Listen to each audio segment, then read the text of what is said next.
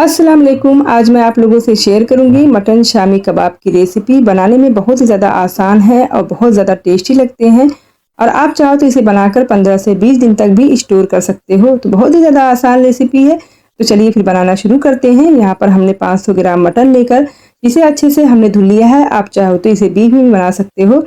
तो यहाँ पर हमने कुकर का इस्तेमाल किया है। तो कुकर में हम गोश्त को डाल देंगे और एक छोटी साइज़ की प्याज लेकर इसे हमने मोटा मोटा कट कर लिया है, इसके अंदर डाल देंगे।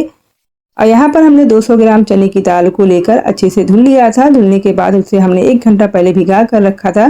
तो दाल हमारी बहुत ही अच्छे से सॉफ्ट हो गई है। डाल देंगे।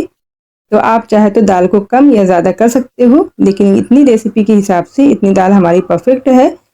अब इसके अंदर हम डालेंगे अदरक लहसुन का पेस्ट। तो यहाँ पर 20 लहसुन के जवे, एक छोटा टुकड़ा अदरक का, और यहाँ पर हमने 6-7 हरी मिर्ची लेकर इसके अंदर पीस लिया है, इसके अंदर डाल देंगे। अब हम इसके अंदर कुछ खड़े मसाले डालेंगे, तो इससे हमारा कबाब बहुत ज़्यादा खुशबूदार बनेगा। तो यहाँ पर हमने एक इलायची, काली इलायची, और एक हमने दालचीनी का टुकड़ा, और एक हमने थोड़ा सा तेज़पत्ता, एक बादियान का फूल, 6 से 7 हमने काली मिर्च, और 3 से 4 हमने लौंग, आधा चम्मच हमने ज़ीरा लिया है, इसके अंदर डाल देंगे। बाद में जब गोश्त अच्छे से गल जाएगा उसके बाद हम जो खड़े मसाले डाले हैं उसको हम निकालेंगे। तो आप चाहो तो इसे पीस कर भी डाल सकते हो। तो यहाँ पर एक हमने कश्मीरी लाल मिर्च डाल दी है।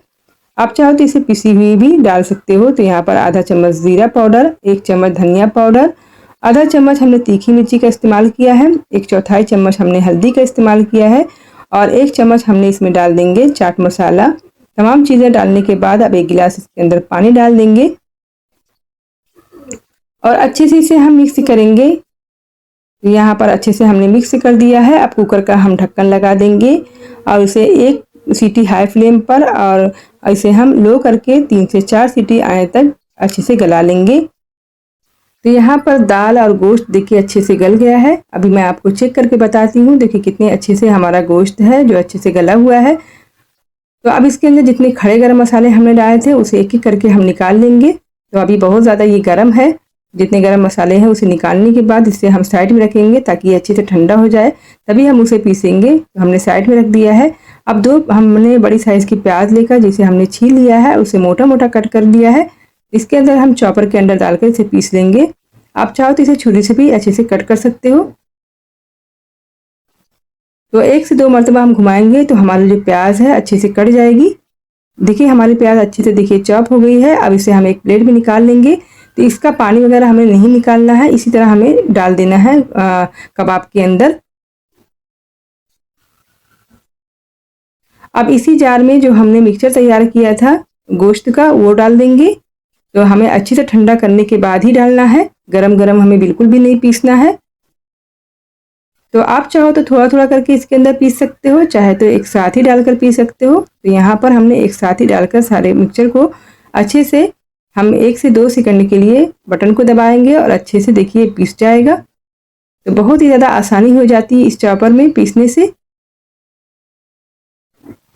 तो देखिए कितना बारीक सा हमारा जो मिक्सचर है देखिए अच्छे से पीस गया है।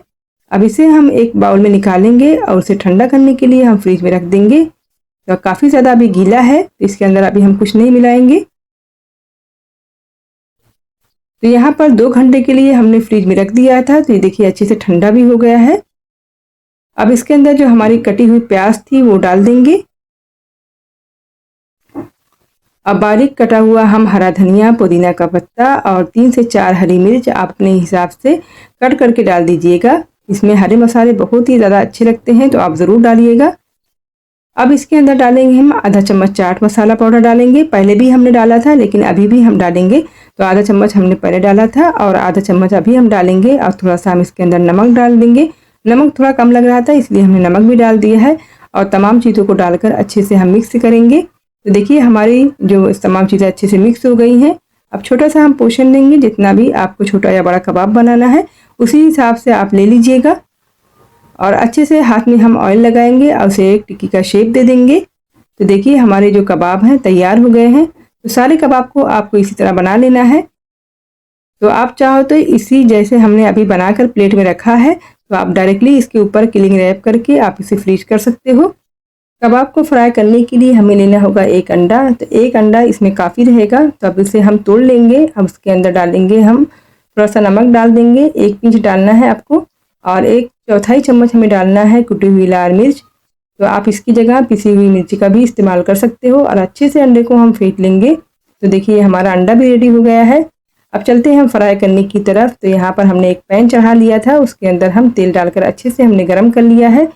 अब अंडे को और कबाब के अंदर अच्छे से डिप करेंगे। तो यहाँ पर एक एक करके हम अंडा और कबाब डालते जाएंगे। तो देखिए सारे कबाब को हमें इसी तरह रेडी कर लेना है और डालते जाना है। तो सारे कबाब हमारे देखिए हो गए हैं। अब इसे हम कलर आने तक अच्छे से इसे उलट पलट कर सेक लेंगे। तो बहुत ही मज़ेदार और बहुत ही खुशबूदार हमारा जो कबाब बनकर तैयार हो गया है। तो सारे कबाब को इसी तरह से उलट पलट कर सेक लेना है। अब एक एक करके हम कबाब को बाहर निकाल लेते हैं। तो आप भी ज़रूर ट्राई कीजिएगा। आपके घर में दावत हो या कोई छोटी मोटी पार्टी हो या बच्चों के लंच बॉक्स में देना हो, तो आप ये कबाब ज़रूर बना सकते हो। बहुत ही ज़्यादा टेस्टी और बहुत ही ज़्यादा जायकेदार ये कबाब बनकर तैयार होता है। तो सारे कबाब को हमने देखिए इस तरह निकाल लेना है। तो सारे कबाब को हमने निकाल लिया है। आप इसे हरी चटनी के साथ या रोटी के साथ या दाल चावल के साथ आप इसे सर्व कर सकते हो। तो रेसिपी को ज़रूर ट्राई कीजिएगा और कमेंट करके बताइएगा कि मेरी रेसिपी कैसी लगी। लाइक कीजिए।